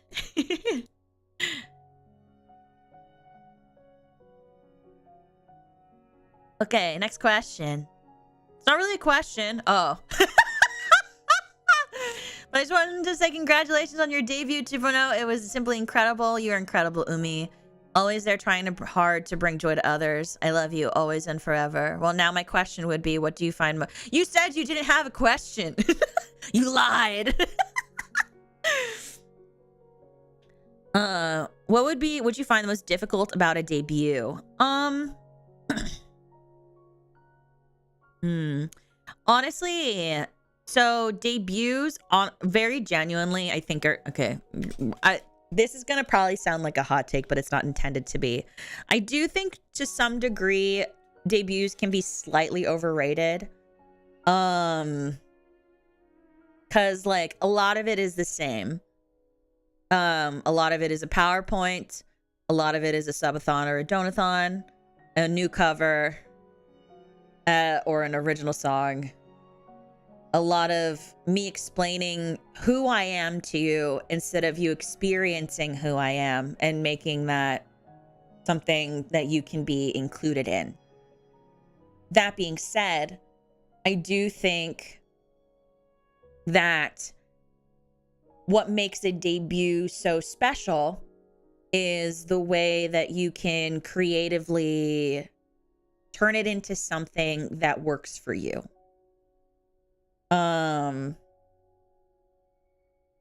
I did a debut because I wanted to feel like I was finally I wanted to feel like I was starting my finally starting anew. For those who know, like, I have been in this weird limbo for this past 7 months, trying to figure out what I wanted to be before anything else, and who I wanted to be. And 7 months ago, I said that it takes 6 months, I think, for me, in my experience, for a streamer to figure out who they are, figure out what they want out of their content, and how to get comfortable with that. And I spent the past 7 months trying to get my shit together, and I wanted the debut to, well, I figured it out around my birthday. That was the big one. Like, I figured it out in August, which was great. And then I spent all of September trying to figure out how to share that with you guys. And so,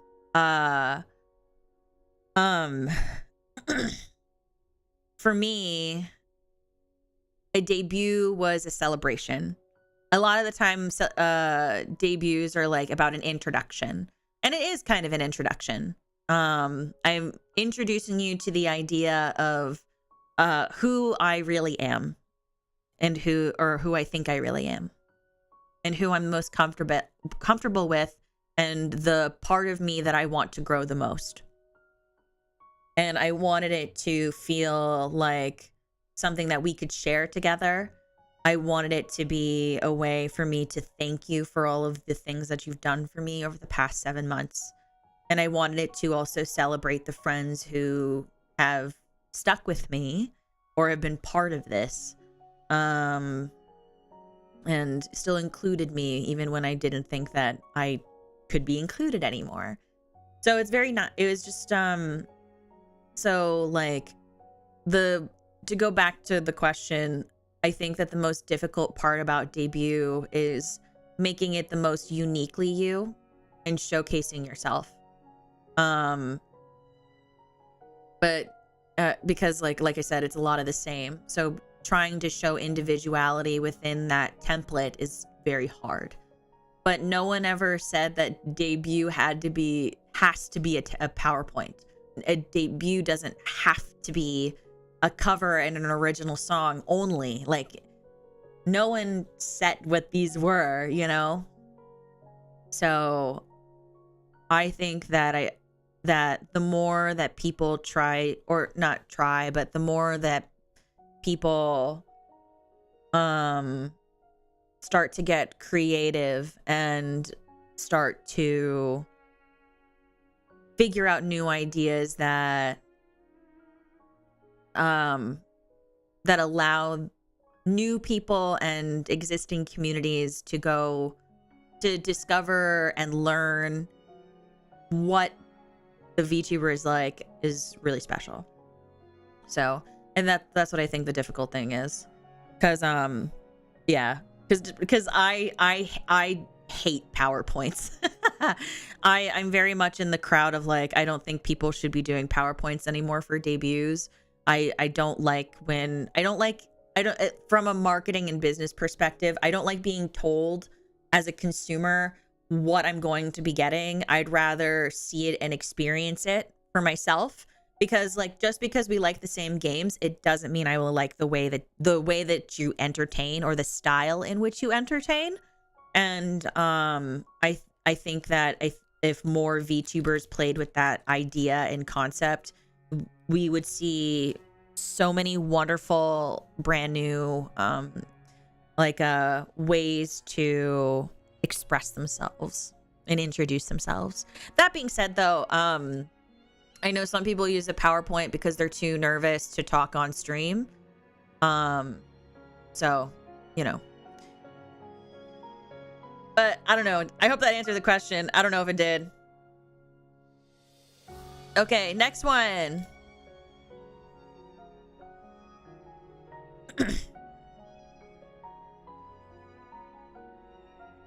Okay, congrats on debut, Umi. It was really fun to watch. Yay! I'm glad it was fun to watch. From all the parts, was there one you liked the results or had the most fun recording? Oh, God. No. Oh, no. That's a good question. I love that you made it a musical so unique, but also so you. Thank you. It was really, genuinely really special. I'm so glad. I was so worried that people were gonna think it was lame and boring, and it made me really glad that a lot of people stuck through it to the end. Because like people are so used to about an hour debut, and people were like, I would say like, oh yeah, it's roughly like 2.5, almost 3 hours long. And they'd be like, why is your debut so fucking long? And I'd be like, no, I was like, because I followed the format of like a regular musical. Like, because typical musicals, they have act 1, an intermission, and act 2. And there's usually a 10-minute intermission, and then people can go get water and snacks. And then you go back to your seat, and then you watch Act 2. And Act 2 is typically shorter than Act 1. And I followed that format because that's what I wanted to do. Actually, it wasn't originally what I had planned to do, but if there's a question about debut or anything, I'll save it. If there's not, I'll talk about it later. I'll have a good day at work, Zach. But yeah, and hi, Dragonfly. How are you, honey? But yeah.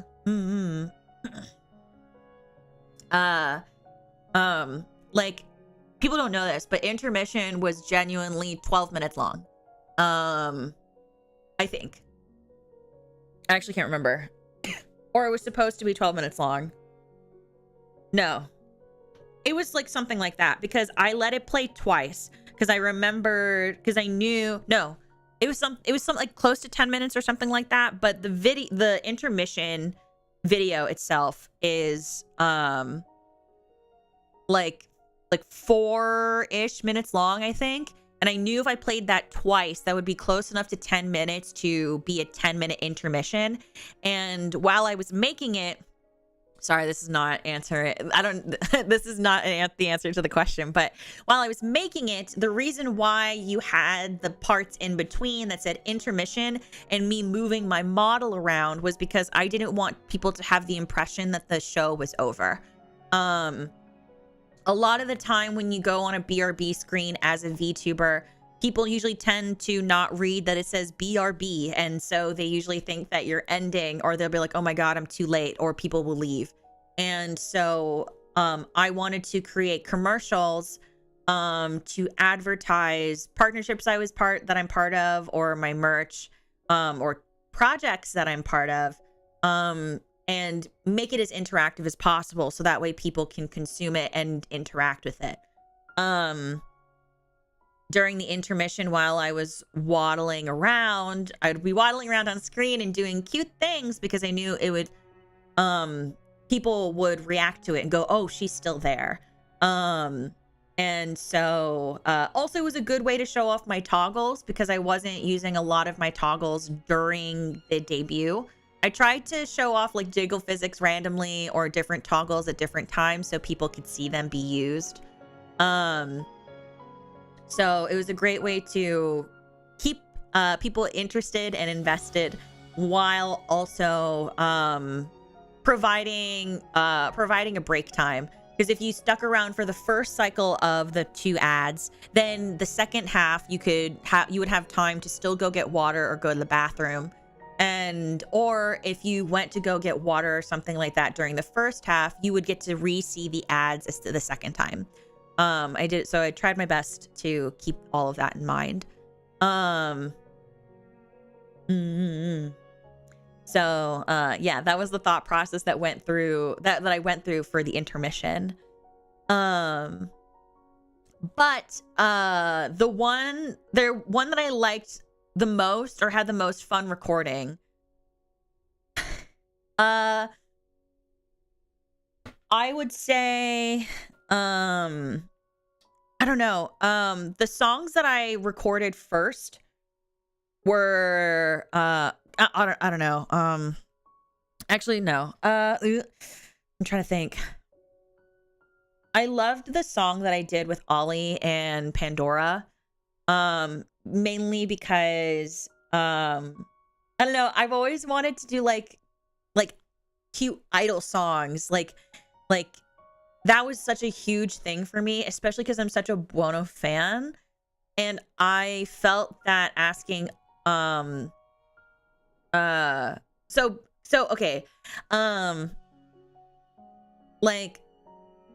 Okay, so just to give context, I let people pick their songs. I had a song list, and then I separated out all the lyrics, and then I basically went, here are all the songs, these are all the parts, pick the song that you want to be part of. And and Pandora picked the Buono song, and Ollie was like, whatever song you want, baby girl, I will sing it. Is that when you have 30 songs in mind? No, it wasn't. No, it wasn't. This is when I had 11 songs. When I had cut it down to 11. So